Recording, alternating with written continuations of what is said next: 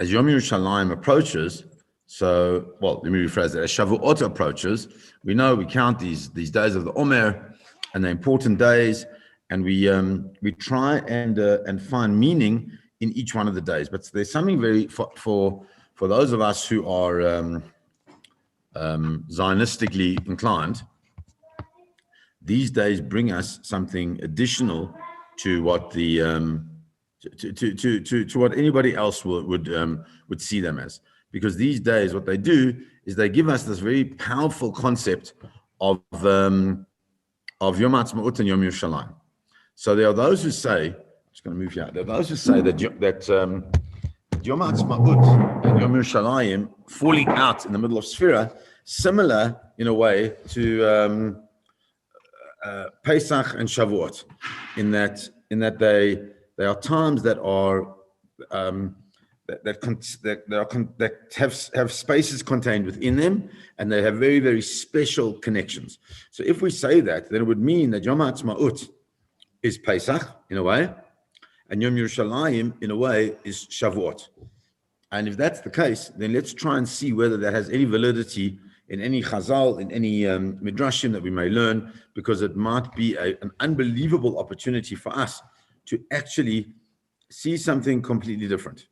So I was looking for some good information on that to try and understand it. It's been something that's been on my mind, and all of a sudden, I find this this shir from Rebbetzin Shani Terrigan, and I'd like to go through that with you, because I think at least some of it, and there are two parts of it that we can go through. If you go down to the end, actually no, let's start at the beginning. Okay, let's start at the beginning. So let's start here. The Sfat Emet. The Sfat Emet is the Ger Rebbe, Sfas Emes, powerful character, one of the primary Rebbes of his time. In fact, he set up the Ger as we understand it is what it is because of the Sfas Emes. So the Sfas Emes says the following. He's talking about Chanukah and Purim. And he says, Chanukah, have you got it? Did you want me to share my screen? Would that help you? I've got it, but I don't mind if you share. Okay, I'm going to share it. Makes it easier. So he says, Chanukah and Purim. Chanukah and Purim, he says, Haim ha'orot mirigalim. They are the lights from the three regalim, the shalosh regalim.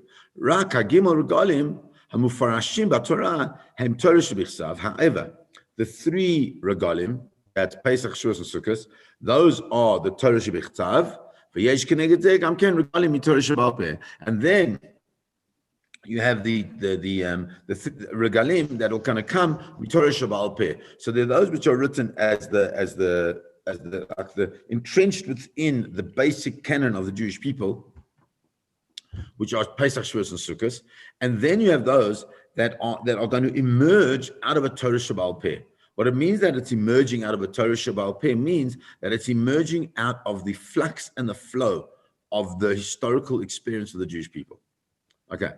V'heimarot hamakablim, those are the lights that receive. Hamakablim. They're not lights that give out in the same way as the sun gives out its light. He says, Kedimion ora levana shima ora chamach yadua. They're reflectors. So they don't give out their own light, but they reflect the light of something else. Kain alidei koichan shabnei Yisrael, b'kabla sana el karaui, nish'am mikol yom tov roshim b'knesset Yisrael. So too, that through the power of the Jewish people accepting HaKadosh Baruch Hu as appropriate, nish'ar b'chol yom tov, within every single yom tov, there's a roshim. A roshim means like a deep imprint of b'knesset Yisrael. V'koach then, in the strength of this roshim, look at this, guys. This is unbelievable. Hotzia kenegdan regalim acherim. Because there is such a powerful imprint of those three regalim on the Jewish people, that we are able to take out of them three other regalim. So three regalim. We've got three regalim, Pesach, Shavuot, Sukkot, and now it says the Sfas Emes, we must be able to take out three other regalim that reflect the light of those three regalim. You understand what I mean? Comes along Sfas Emes, and he says, Uva Chanukah he'ara michag HaSukkos. Chanukah takes its light from Sukkot. Now we know that over Chanukah, we know that there's the machlokas by Sila, by Shammai, as to whether you light up or whether you light down. And one of the things is that it's like the Parei HaChag, where you start at 13 and you go down. There's a number of different references to Sukkot. The height of the Chanukah candle, 20 amot, is the same as the maximum height of the Chanukah of the Sukkah. There's a lot of connection between Chanukah and Sukkot, and so therefore he wants to say that that Chanukah draws its light from Sukkot, and Purim draws its light from Shavuot. Okay, why is that? We'll understand it now, because Purim is the day in which they said Kimu v'kiblu, the same way they did on Shavuot, that they accepted the Torah ki ish echad b'lev echad. That also happened according to the Sfas Emes. Now he says, so we've got Chanukah and we've got Purim. So if we've got Chanukah and we've got Purim, one is Sukkot, one is Shavuos. What about Pesach? U'michag Pesach. And from Chag, listen to these words. I'm actually even going to underline them because they're so important. Michag Pesach, he says, Mekavim anu liyot od. We hope, Mekavim anu liyot od. We hope that there will be others. So what he's saying is that that in a future date, remember, Sfas Emes is speaking in Tafresh Mem Aleph. So Tafresh Mem Aleph is like 150 years ago, 120 years ago. If that's the case, says the Sfas Emes, he's saying we're hoping there will be other Chagim. It's clear to him that there will be a historical process, that there will be some Chag that will mirror Pesach. So what's the Chag that mirrors Pesach? The reestablishment of the Jewish people in their land, and that would be, I would say, is Yom Ha'atzmaut. Okay, so that's one thing. But now I want to show you something that's astounding. It's like amazing. If that's the case, let's try and understand how we're quite busy with these things, and we find it important to try and understand the relationship between our Chagim and others. But let's see, Matan Torah, which is Shavuot, has it got any connection to the city of Yerushalayim? Because maybe the fact that Yom Yerushalayim, the 1967 victory over the Arabs, and the fact that once again we were able to enter into Yerushalayim at that point in time, maybe it's the fact that it falls out a week before Shavuot could be that there's a real deep connection between the two days, or the two spaces, the two places, the two ideas, and let's try and understand and see what we can achieve. So comes along Sefer Yeshayahu, and with this pasuk that you all know, we say it every time we take out the Torah. Ki mitzion teitzei Torah. Mitzion teitzei Torah v'dvar Hashem Yerushalayim. So you can immediately see that there's a very, very deep connection between Torah and Yerushalayim. Mitzion is Yerushalayim. Yerushalayim obviously is Yerushalayim. Devar Hashem, Torah, that comes along. The Metzudas David. The Metzudas David is one of the primary commentaries on the Tanakh, well, on Nach. And the Metzudas David says the following: Ki ha-Torah hamitit hi hayotzeit mitzion va'en zulat ha'bolam. Says real Torah, the real Torah, the emastika Torah, the true Torah that we should be learning and taking from is the Torah that comes from Zion, comes from Eretz Yisrael. There's nothing like it in the world, and which is quite a powerful thing, because it's clear, therefore, according to the way the Metzudas David is learning, that the relationship between Yerushalayim and Torah is complete. You can't have a complete Torah without Torah coming from Yerushalayim, and that is so important for us. So comes along the Midrash Tehillim, and the Midrash Tehillim says the following. It says, Hashem misinai ba. Right? Came from Sinai. Sinai mehechan ba. Where does Sinai come from? Amar Rabbi Yossi, Mihar Hamriya Nitlash. Unbelievable. Where does Har Sinai come from?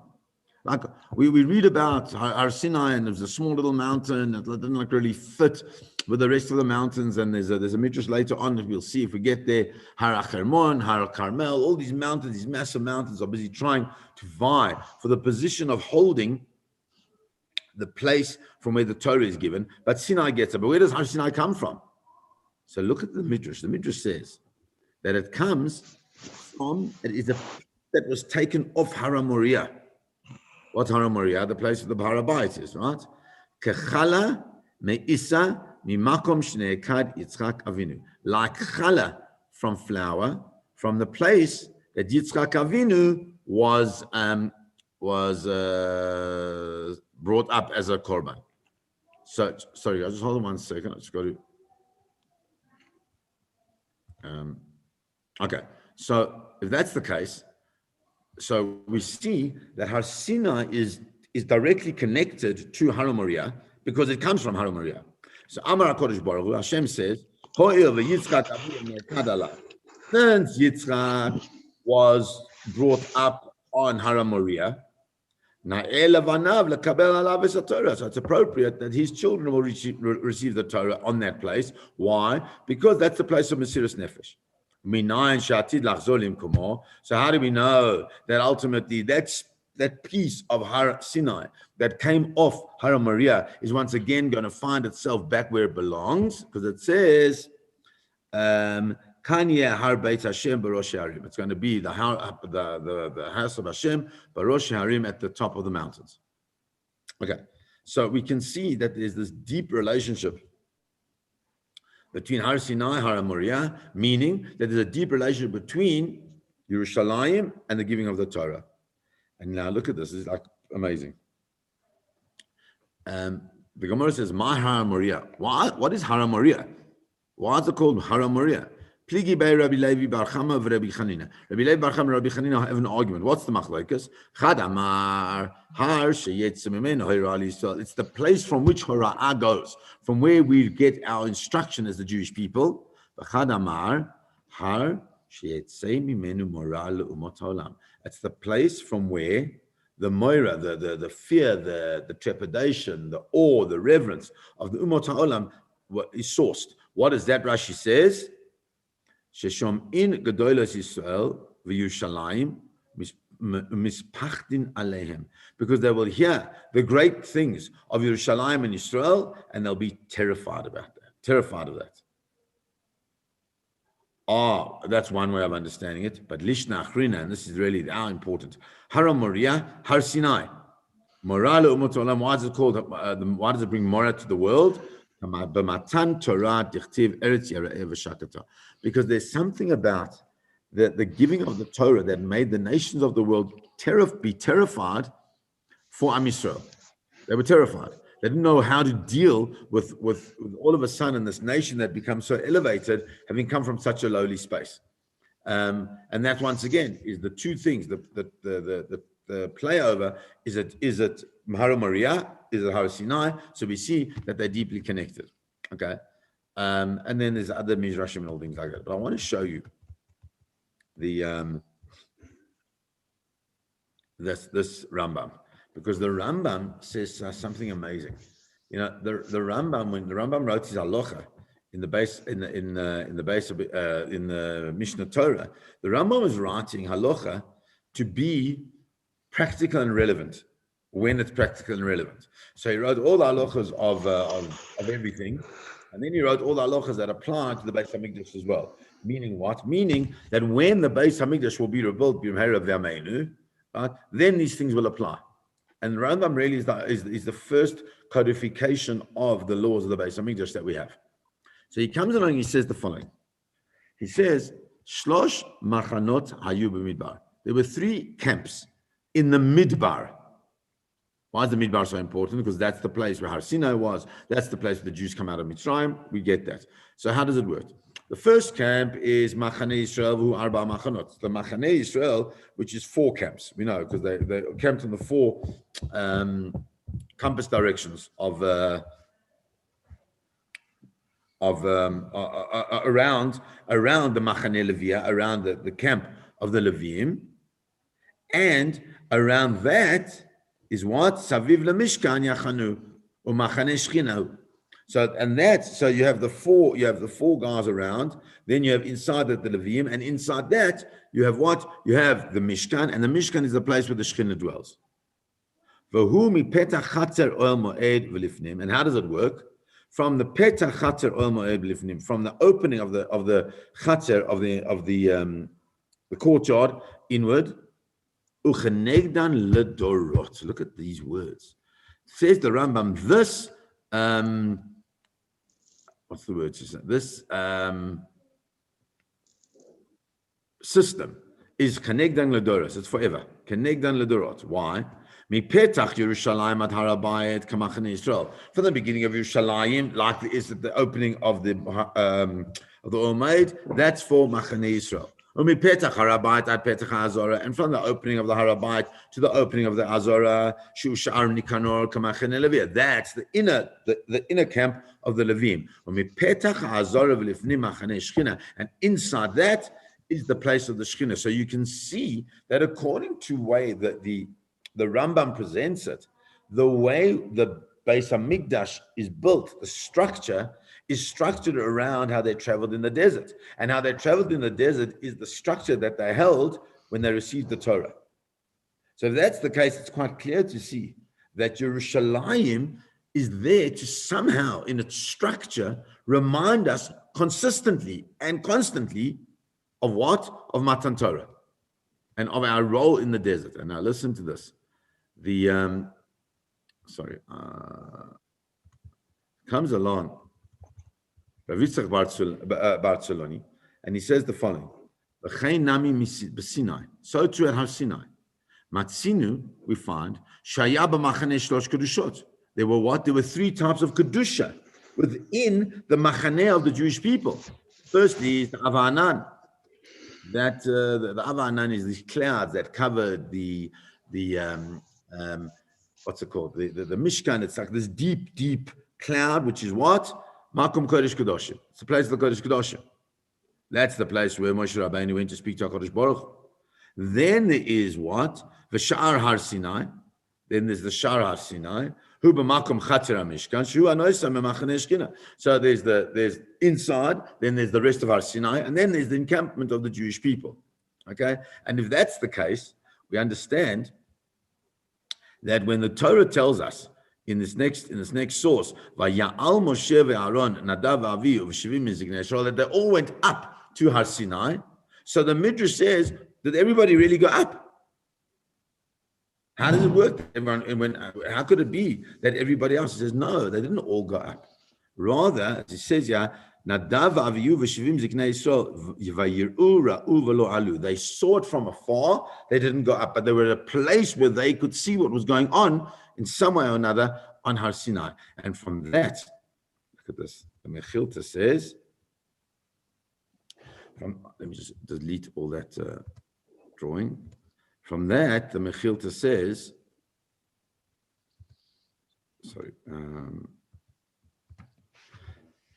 we understand. Madua nifchar makom haSanhedrin eitzel hamizbeach belishkas hagazit. Why is it? And you got to ask yourself this question. It's a big question. Why is it that the makom of the Sanhedrin is by the Mizbeach? Why does the Sanhedrin have to be close to the Mizbeach? The Mizbeach is the place where you come close to HaKadosh Baruch Hu. Why do you need those Sanhedrin there? Okay? And he says, it's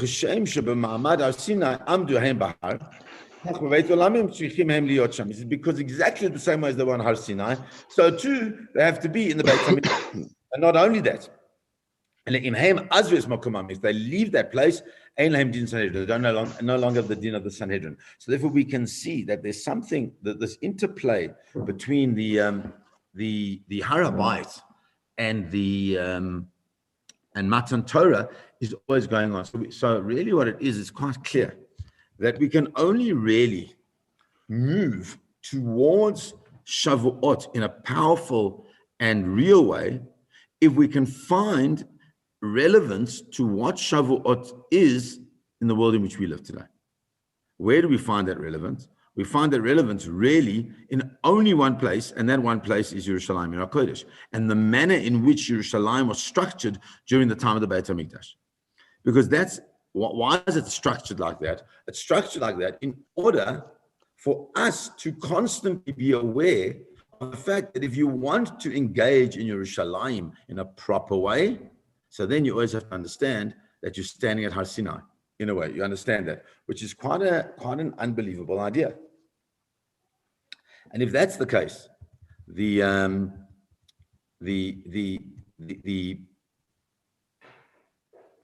fact that we have Yerushalayim in 1967 is given to us as a gift, so therefore we have to, in a very powerful way. So hold on a second. It means that we're being given a gift to slowly but surely begin to understand and connect on a much more profound and a much more real way to what Ma'amad Har Sinai was all about. So having got that, what we see is an incredible thing. I want to take you just a little bit down. If you go to the end of this of the source sheet, you'll see Rav Moshe Tzvi Neria. Rav Moshe Tzvi Neria writes the following. He says, I'll put it on the screen. He says the following, and it's very powerful. He's writing in 1980, and he says, sorry, one second.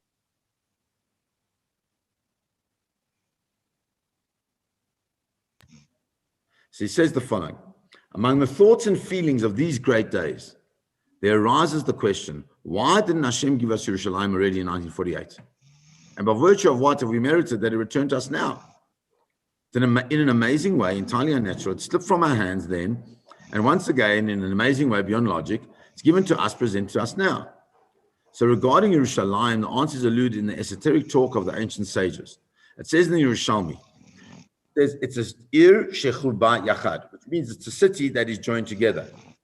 But the Gemara in the Yerushalmi says it's a city that joins the Jewish people to one another. It was also taught in the Bavli, where it says, you may not bring the Korban Pesach within any of your gates. So he says, I only spoke of a period when all Israel enter into one gate. So it can't be all your gates, it can only be in one gate. So we can see that there's something, indeed, 19 years ago, the Palmach broke through Shar Tzion. So 19 years ago, he's talking 1948. The Palmach broke through Shar Tzion. Etzel, we're about to break through what? Shar Damascus. We were separated and just joined. Had we succeeded then, it would have been a situation in which the two were holding on to Yerushalayim, each one saying, it is totally mine. Yerushalayim would have turned into a source of division, a cause of quarrel and argument. The stones of Yerushalayim would have turned into the stones of controversy.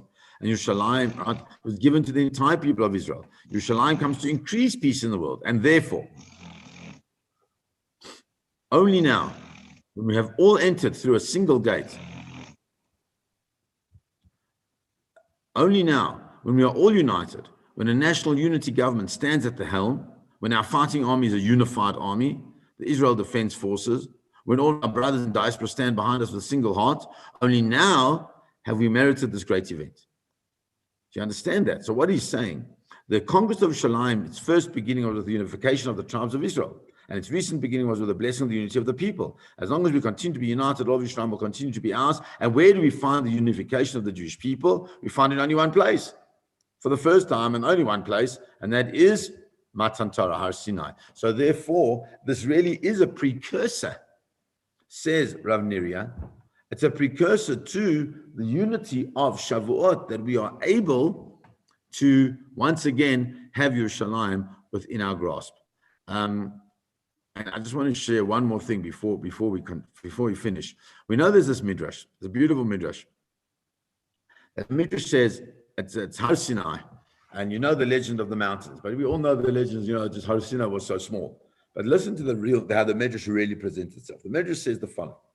Rabbi Nassan says, Keivan shebikesh, HaKadosh Baruch Hu litain Torah l'Yisrael, Ba Carmel me'asafamia.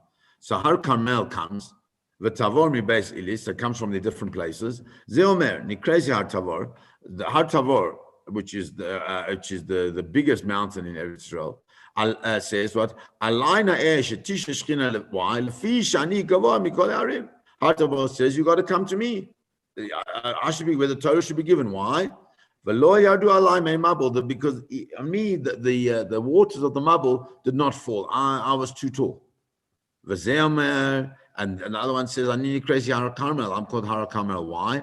I line na esh tishre shchina, because on me, the shchina should revest. Why? Lefisha ani nis mitzasi b'soich va'alai avru esayam. The people walked through me when they went through the sea. Amar HaKadosh Baruch Hu. He says, by the way, kfar nifsaltim lefanai begvahos sheyesh b'chem. You know what? Your arrogance has already postled you. You postle in front of me. I want Har Sinai. It's the most modest of all. As it says, Marom v'kadosh eshkon v'takash v'alruach etziv ki ram Hashem v'shafal yireh. The only one who can be ram, the only one who can be elevated, the only one who has the right, so to speak, to have some type of gay or some type of arrogance is HaKadosh Baruch Hu, and whoever displays other type of arrogance is not worthy upon whom the Torah should rest. Okay, having said that, in 1967, right, we know that Yerushalayim is conquered, but it's conquered, you'll see, specifically through one gate. We'll get to where it is. Comes along, it's beautiful, this really. So there's this modern day midrash by Yitzchak Navon, and he says the following. Okay, when Israel became a state in 48, the old city is conquered by Jordan. Okay, so we know that Jordan has this divided city. It's a massive concrete wall. There's stuff. They're shooting at the Jews all over there. The old city is in the Jordanian hands. No one was allowed to come there. They couldn't daven at the kotel. If you got in, you were in danger of your life. They threw all their schmutz, their rubbish, their junk next to the kotel. So it was absolutely nothing. Okay. Now, we know that the old city is surrounded by a high wall. So there are 8 gates in that wall.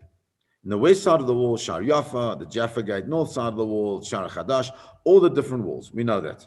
Now look here.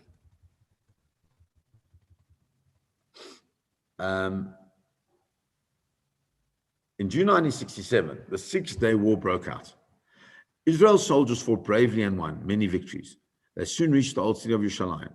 They prepared to fight for it and take it back from Jordan. Now, this is a momentous thing, because this will mean that for the first time in 2,000 years, Am Yisrael are back having ownership of Yerushalayim. But they did not know through which of the 7 gates to enter. They battling about that. As they try to decide what to do, each gate begged one louder than the other. So now this is this midrash, right? That why did the one gate, we'll see which one it is, get to be the one where Bnei Israel enter through? So now they have this machlokas. Similar, the schus of having the Torah given on it. So too, you have the schus of where they're going to enter into the old city. So Hashem and his angels could not decide which gate deserves to be the one through which the soldiers would enter. Then the angel Michael spoke and said, God in heaven, all the gates are beautiful, and each deserves to be one through which the soldiers will enter. Let each gate speak and explain what should be chosen. Then you, Hashem, will decide which gate is most worthy. Hashem thought it was an excellent idea, and he asked each gate to speak for itself. So Sha'ar Yafo, Jaffa Gate, Jaffa Gate, we take itself advantage. You walk through it, it's gewaldic, it's beautiful. So Jaffa Gate says 2 important roads go out from me. One leads to the city of Yafo, which is right in the north, and the other one to the Mediterranean Sea down to, and it's just beautiful. It's a space which is important. And then the other one goes to Hebron, where our ancestors Avraham and Sarah, Yitzchak and Rivka and Yaakov were buried in Marat HaMachpelah. Right? So that, if you go in that direction, it's an amazing thing to see that you can go all the way down Derech Hebron from Shar Yafa. So it says, near me stands the Tower of David. I'll make sure that the soldiers of Israel enter the old city safely. Then Shar Shechem comes along and speaks out and says, I'm the biggest and most beautiful of all the gates. All the roads lead north from Yerushalayim start with me. Shar Tzion, the Zion gate says, I'm named after Tzion.